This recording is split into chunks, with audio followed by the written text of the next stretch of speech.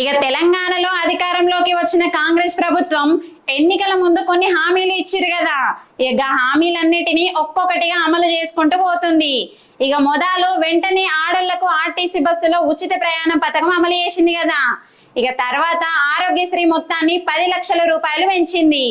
గట్లనే మహాలక్ష్మి పథకంలో భాగంగా పేద కుటుంబాలకు 200 యూనిట్ల ఉచిత కరెంటు, దాంతో పాటు 500 రూపాయలకే గ్యాస్ సిలిండర్ కూడా కొన్ని చోట్ల మొదలైనయి.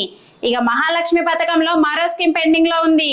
అదే 18 ఏళ్ల నిండిన ఆడోళ్ళందరికీ నెలకు 2500 స్కీమ్. ఇక దీన్ని కూడా త్వరలో అమలు చేయబోతుందటల్లా.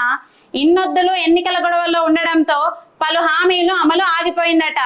ఇప్పుడు అది పూర్తి అవడంతో మిగిలిన హామీని కూడా వచ్చే 2 నెలల్లో మొదలు పెట్టబోతుందట.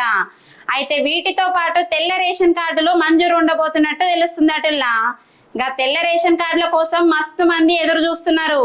గట్లనే మహాలక్ష్మి స్కీమ్ అందరికీ వర్తించకపోవచ్చు అని, తెల్ల రేషన్ కార్డు ఉన్నా కూడా ప్రభుత్వం నుంచి ఎటువంటి పింఛను పొందని మహిళలకు మాత్రమే ఇది వర్తిస్తుందని చెప్పుకొచ్చిర్రు.